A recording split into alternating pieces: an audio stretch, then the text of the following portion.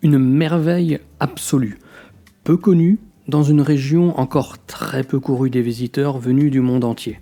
C'est ça, Sigiriya. Est-ce une cité construite par les dieux ? Ou une simple forteresse pour protéger un roi mégalo ayant tué son propre père pour accéder au trône ? Quelle que soit la réponse, l'existence et l'histoire de ce site nous font voir des choses uniques au monde que je m'apprête à partager avec vous aujourd'hui. Lorsqu'on regarde vers l'est, du côté de la vallée de l'Indus et ses régions avoisinantes, nous sommes plongés inexorablement dans un des pans de notre héritage les plus impressionnants, à telle enseigne que les grottes de Barabar, les temples d'Ellora, les grottes d'Ajanta sont devenus de véritables piliers des prouesses des anciens. Rien d'étonnant finalement, lorsqu'on sait qu'à seulement quelques centaines de kilomètres de ces lieux époustouflants est née la civilisation de la vallée de l'Indus entre 6 et 7000 ans avant Jésus-Christ. La période faste de ce territoire situé dans l'actuel Pakistan et ses alentours dura environ de 2600 à 1900 avant Jésus-Christ. Il faudra 3000 ans environ pour que la vallée de l'Indus commence à se peupler de groupes d'agriculteurs et éleveurs sédentaires avant de devenir un des piliers civilisationnels majeurs de notre histoire. Mais aujourd'hui, je souhaite vous transporter de l'autre côté de l'Inde, à l'est. Sur l'île anciennement appelée Ceylan, j'ai évidemment nommé le Sri Lanka. Là-bas, on y retrouve ce qu'on appelle la Cité des Dieux de Sigiriya. Le nom de Cité des Dieux est un des noms donnés à ce majestueux rocher qui porte aussi le nom de Simagiri, signifiant le rocher du lion. Sigiriya était l'ancienne capitale royale du Sri Lanka, devenue depuis un site archéologique majeur classé au patrimoine mondial de l'UNESCO. À la vue des premières images du site, j'entends déjà certaines voix se lever face à ce que certains penseraient être une formation artificielle.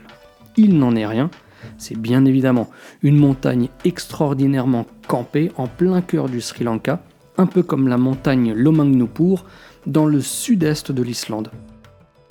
Sigiriya s'est formé il y a environ 2 milliards d'années et mesure près de 200 mètres de haut. Et c'est peut-être justement parce que l'intégralité de ce rocher fut utilisée comme palais que les superlatifs se sont amassés autour de Sigiriya. Si nous parlions de la vallée de l'Indus il y a un instant, les découvertes faites à Sigiriya, notamment des grottes et des abris, ont prouvé que le site était déjà occupé par des humains en moins 3000. Le site fut également occupé par des moines bouddhistes durant les 3 derniers siècles avant notre ère, et les restes qui sont aujourd'hui visibles datent quant à eux d'époques plus proches de la nôtre. En effet, ils datent du 5e siècle sous le règne du roi Kassapa, qui y trouva l'emplacement idoine pour y mettre palais et lieux de plaisir. Si Kassapa Ier est réputé pour avoir fait construire la citadelle de Sigiriya, il est quand même monté sur le trône en renversant son propre père, après avoir usurpé son petit frère, alors héritier légitime.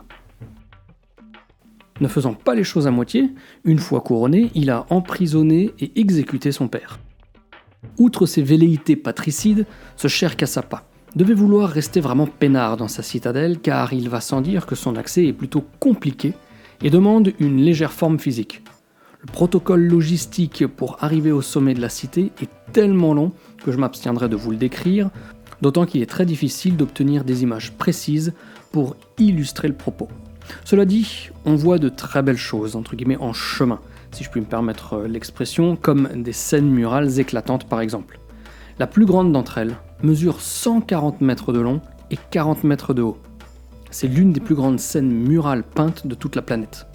Il y a aussi les gigantesques pattes de lion sculptées dans la roche qui, creusées, servaient de temple bouddhiste. La démesure exacte de cette statue n'est pas connue, mais il suffit de voir la proportion des pattes face à des humains pour comprendre l'incroyable décor que c'était. Les toutes dernières marches, entre guillemets pour le terme de marche, qui mènent au sommet sont très abruptes et très fines. Toujours est-il qu'il est difficile de garder l'équilibre, alors que la légende veut que Kassapa se faisait transporter jusqu'à son palais par 4 serviteurs qui le portaient, qui le hissaient au-dessus de leurs épaules, alors qu'il était assis sur une grande chaise royale. Je veux bien qu'il soit mégalo, et un peu starbé au point de tuer son père, mais peut-être avait-il quand même plus de considération pour sa propre sécurité ? Ben, pas forcément, en tout cas, si l'on en croit cette légende. Quoique, parce que la construction originelle de la forteresse était, dit-on, pour éviter d'être touché par la vengeance de son frère, qui l'avait contraint à l'exil. Pendant les 18 années où Cassapa s'est prélassé dans son palais, son frère, de son côté, constituait une armée et il viendra le renverser en l'an 459. C'est à ce moment-là que l'incroyable forteresse-palais sera mis à disposition des moines bouddhistes jusqu'au XIVe siècle. Ce qui est sûr, c'est que nous sommes face à une merveille d'ingénierie urbaine. La composition du site mélange symétrie et asymétrie afin d'articuler les éléments créés par l'homme à ceux produits par Mère Nature. Sigiriya, ce n'est pas qu'une citadelle, c'est un immense ensemble avec des bassins et des systèmes d'irrigation, parmi lesquels certains fonctionnent toujours 1500 ans plus tard. Bien qu'il n'y ait pas de bassins aussi énormes que ceux que l'on peut retrouver à Angkor au Cambodge, la symétrie et l'organisation de l'ensemble entourant le rocher nous font immédiatement penser à l'extérieur du temple d'Angkor Wat. Là où la ressemblance structurelle avec le Cambodge est la plus frappante, c'est lorsqu'on prend un petit peu de hauteur pour voir les restes de remparts qui entourent le site. Tout ça, c'est pour l'histoire, entre guillemets, historique de cette cité. Mais localement, d'autres légendes circulent sur les origines de ce lieu unique. Les légendes disent que cette cité fut construite par des dieux descendus du ciel. Les femmes représentées sur les scènes murales que j'ai mentionnées avant seraient d'ailleurs les femmes célestes, et non pas des courtisanes de notre cher Cassapa, avec qui il aurait passé les 18 années dans sa cité luxuriante. Disons toutefois que la légende vient peut-être plus de ces représentations déjà existantes que d'autre chose. Une autre légende parle d'un mur, toujours en place, qui était en son temps, celui de Cassapa, tellement poli que le roi pouvait y voir son reflet. Aujourd'hui, impossible de savoir si cela était vrai, car le mur a été recouvert de briques et de plâtre. Ne crions toutefois pas au scandale en incriminant les agissements des hommes modernes, ces briques et ce plâtre remontent au 8e, 9e et 10e siècle de notre ère. Depuis, plusieurs centaines de versets y ont été apposés, traitant de tous les sujets possibles, de la poésie à l'humour en passant par les mathématiques. Mais si le mur était effectivement aussi poli que l'intérieur des grottes de Barabar par exemple, finalement ce ne serait pas aussi étonnant que ça, car il faut bien comprendre que nous sommes à plusieurs centaines de mètres du sol et que nous sommes face à un vaste projet urbain réalisé avec une époustouflante minutie. Tout ça pour la simple protection d'un roi qui se prélasse en attendant son frérot pétri d'instinct de vengeance ? Peut-être, peut-être pas. Peut-être qu'il y avait eu autre chose que le roi, et que ce n'était pas qu'un palais, et peut-être qu'il n'y avait eu effectivement qu'un roi, mais seulement après avoir récupéré le site d'une occupation bien plus ancienne. Le roi se serait alors dit que c'était du pain béni de réoccuper ces lieux pour justement se protéger de son frère.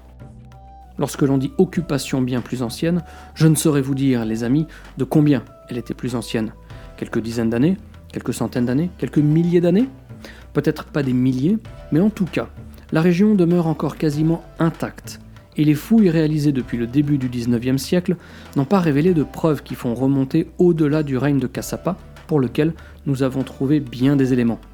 Dans la mesure où l'immense majorité de cette région reste à fouiller, il est fort probable que l'on retrouve d'autres éléments nous permettant de remonter plus loin dans l'histoire du Sri Lanka, tout en nous rapprochant, pourquoi pas, rêvons un peu, des origines des civilisations des peuples de l'Indus.